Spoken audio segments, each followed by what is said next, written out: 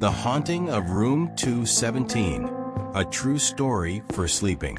It all started with a trip, a simple weekend getaway to unwind and breathe after months of endless work.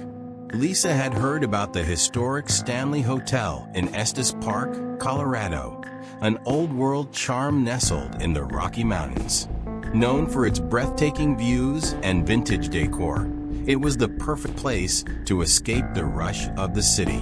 But there was something else that drew Lisa there: its haunted reputation. The Stanley Hotel had been the inspiration behind Stephen King's The Shining, and whispers of paranormal activity had echoed through its halls for decades. Room 217 was notorious for being haunted, with tales of strange occurrences, ghostly apparitions, and guests reporting bizarre, inexplicable phenomena. To Lisa, a paranormal enthusiast, it sounded thrilling. Lisa arrived at the Stanley Hotel on a crisp Friday evening in October, the air filled with the scent of pine and cold mountain air. The hotel was everything she had imagined: grand, yet worn with history, its wooden floors creaking as if the past lingered in the very bones of the building. At check-in, she casually asked the receptionist about room 217. The woman at the desk hesitated for a moment, her eyes briefly flicking up at Lisa before returning to the computer screen. "You're in room 217, she said, her tone flat, as if that was all she would say on the matter. Lisa's heart raced with excitement as she made her way to the second floor. The hallway was long, dimly lit, and silent except for the soft echo of her footsteps. When she reached the door, the brass number 217 glinted in the low light. There was an odd sensation in the pit of her stomach as she slid the key into the lock, but she brushed it off, attributing it to nerves and excitement. The room itself was quaint, with a large antique bed, a dresser, and a small sitting area by the window. The view of the mountains was stunning, but there was something else about the room, a weight in the air that she couldn't quite place. It was subtle at first, just an odd sensation of being watched, but it was enough to make her pause. Lisa unpacked and settled in, trying to shake the unease that had settled over her. She had planned to explore the hotel and take in its history, but exhaustion from the long drive pulled her towards the bed. The moment she lay down, the weariness took over, and she quickly drifted off to sleep. That night, she dreamt of the hotel, only it was different. In her dream, the walls of room 217 were closer, tighter, as if they were pressing in on her. She could hear a faint, rhythmic creaking sound, like footsteps pacing just outside her door. Lisa tried to wake up, but she felt paralyzed, stuck in a half-awake state where the lines between dream and reality blurred. And then she saw it, a figure at the foot of her bed, a woman in old-fashioned clothes, her face pale and her eyes hollow. The woman didn't move, didn't speak, but her presence filled the room, suffocating the air. Lisa's heart raced as she struggled to pull herself out of the dream, but the figure remained, standing silently at the foot of her bed, watching. Suddenly, the woman spoke, her voice soft and distant. "You shouldn't be here." Lisa woke with a start, her heart pounding in her chest. The room was dark, and for a moment, she was disoriented, unsure if she was still dreaming. But the feeling in the room had changed. The air was colder, heavier, and the strange sense of being watched was stronger than ever, shaking off the remnants of the nightmare. Lisa glanced at the clock. It was 3:17 a.m. She tried to calm herself, telling herself it was just a dream. But deep down, she couldn't shake the feeling that something was off. She lay in bed, eyes open, staring at the ceiling as the hours ticked by. The next morning, Lisa decided to explore the hotel. As she wandered through the grand halls and read about the history of the building, she couldn't help but asked one of the tour guides about room 217. "Have you seen anything unusual in that room?" she asked casually, hoping to hear more about the hotel's haunted reputation. The tour guide raised an eyebrow. "Room 217? That's the room where Mrs. Elizabeth Wilson, the head housekeeper, had her accident in 1911. There was a gas explosion in the room, and she was thrown through the floor into the room below. She survived, but ever since then, guests have reported strange things. Lights turning on and off, objects moving on their own, even sightings of Mrs. Wilson herself, still tending to the room." Lisa felt a chill run down her spine. She hadn't told anyone about her dream. Could it have been Mrs. Wilson she saw?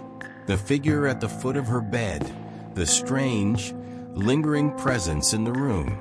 It all started to make sense. Determined to capture proof of the haunting, Lisa set up her phone to record while she slept that night. She placed it on the dresser, angled toward the bed, hoping to catch something. Anything that might explain the eerie sensations she had experienced. That night, as she lay in bed, the same creeping dread filled the room. She closed her eyes, trying to focus on falling asleep, but the air felt charged, like static before a storm. Hours passed, and Lisa was in a light, uneasy sleep when the creaking sound started again. The same rhythmic pacing outside her door. Suddenly, her eyes shot open. She wasn't dreaming this time. She could hear it clearly, footsteps, slow and deliberate, moving closer. Lisa froze, her body rigid with fear. The footsteps stopped right outside her door. There was a moment of deafening silence, and then the doorknob rattled, as if someone was trying to open it. Her breath caught in her throat as she sat up in bed, staring at the door. The doorknob twisted again, but the door didn't open. Then, as if whoever or whatever was there had given up, the footsteps slowly retreated down the hall, fading into the distance. The next morning, Lisa reviewed the footage on her phone. For most of the night, the recording showed nothing unusual. But at exactly 3:17 a.m., the screen flickered. For a moment, the picture distorted, and in the brief static, she saw it, a faint, shadowy figure standing at the foot of her bed, watching her. Her blood ran cold. Lisa left the Stanley Hotel that day, shaken to her core. She had come seeking an adventure, but what she found was something far more real and terrifying than she had ever anticipated. The figure in room 217, the footsteps, the cold presence in the room. It was no dream. Something or someone was still lingering in that room. And whatever it was, it didn't want to be disturbed. Lisa left the Stanley Hotel with a sense of relief, eager to distance herself from the eerie experiences she had endured. But despite the physical distance, the memories of that haunted room clung to her like a shadow. The figure, the footsteps, and the rattling doorknob replayed in her mind endlessly. She tried to move on, but something inside her kept whispering that room 217 wasn't done with her. It was nearly 6 months later when Lisa began to experience strange occurrences again. But this time, it wasn't at the hotel. She had returned to her normal life, her job, her friends, and her small apartment in Denver. For a while, the incident at the Stanley Hotel faded into the background, something she could rationalize away as a weird, possibly exaggerated memory of a sleepless night. But then the dream started again. In her dreams, Lisa found herself back in room 217, the air thick with tension. The figure was always there, standing at the foot of the bed, watching her. But now, the dreams were more vivid. She could hear the sound of the doorknob rattling, the footsteps, and even the faint, ghostly whisper of the woman's voice. "You shouldn't be here." Each time she woke from these dreams, Lisa found herself drenched in sweat, her heart racing, and her mind reeling with confusion. Why was this happening again? She had left the hotel. She was hundreds of miles away.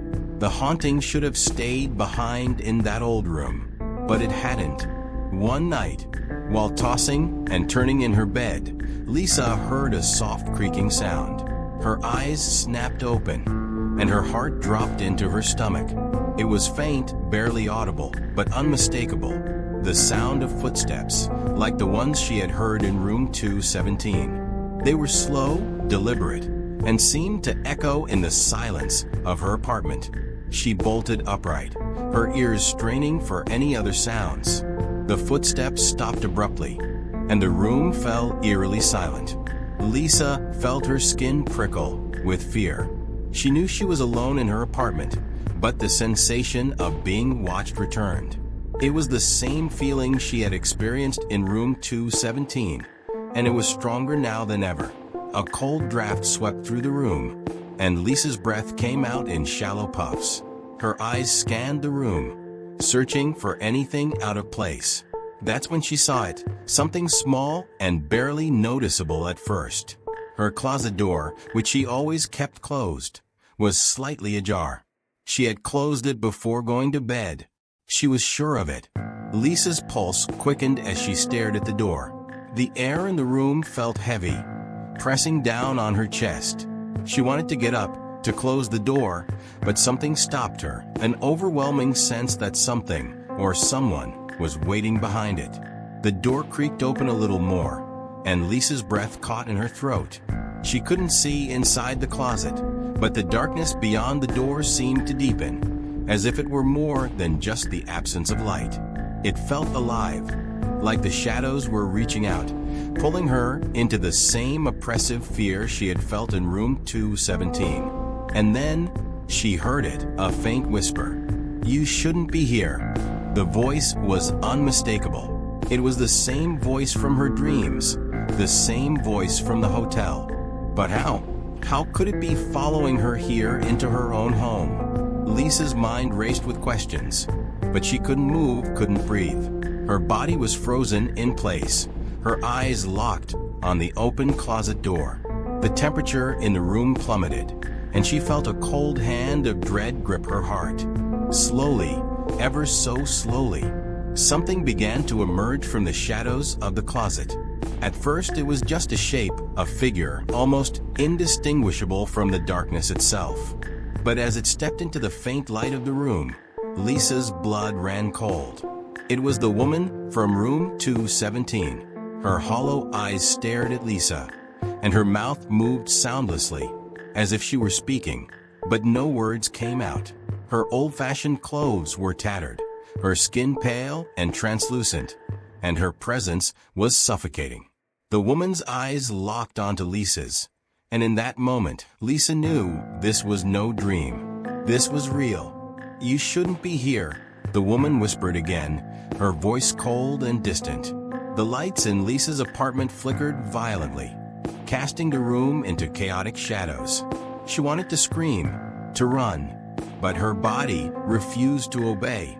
The figure moved closer, her movements slow and deliberate, as if savoring every moment of terror. With every step the woman took, the room seemed to grow darker, colder, and the air more suffocating. Lisa's vision blurred as panic took over, her chest tightening with fear. The woman reached the foot of the bed, just as she had in room 217, and leaned in closer. And then, just as suddenly as it had begun, the lights stopped flickering. The room fell silent again. The figure was gone. The closet door was closed. Lisa was alone, gasping for breath, her heart pounding in her chest. She leapt out of bed and ran to the bathroom, splashing cold water on her face, trying to make sense of what had just happened. She looked at herself in the mirror, pale, terrified, but alone, or so she hoped. But when she looked down at her hands, her blood ran cold once more. On the bathroom counter, scratched into the surface of the wood, were the words, "You shouldn't be here." Lisa's hands trembled as she backed away from the sink. This wasn't a nightmare she could wake up from. The haunting had followed her, invaded her home, and now there was no escape. The following days were a blur.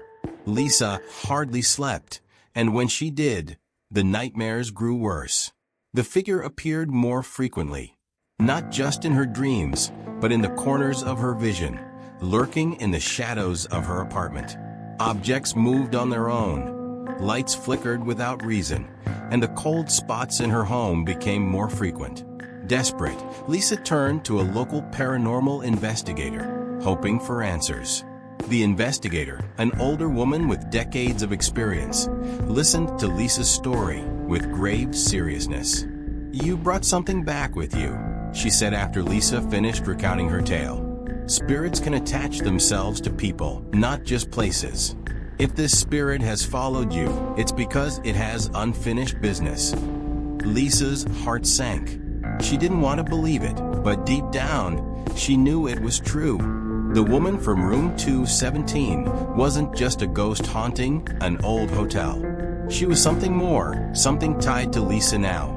The investigator suggested a cleansing, a ritual to sever the spirit's attachment. It was Lisa's only hope, and she agreed without hesitation. That night, as the investigator prepared the ritual, Lisa felt the oppressive presence stronger than ever. The air grew cold, and the shadows in the corners of her apartment seemed to writhe and twist. The investigator began chanting, burning sage, and setting protective wards around the room.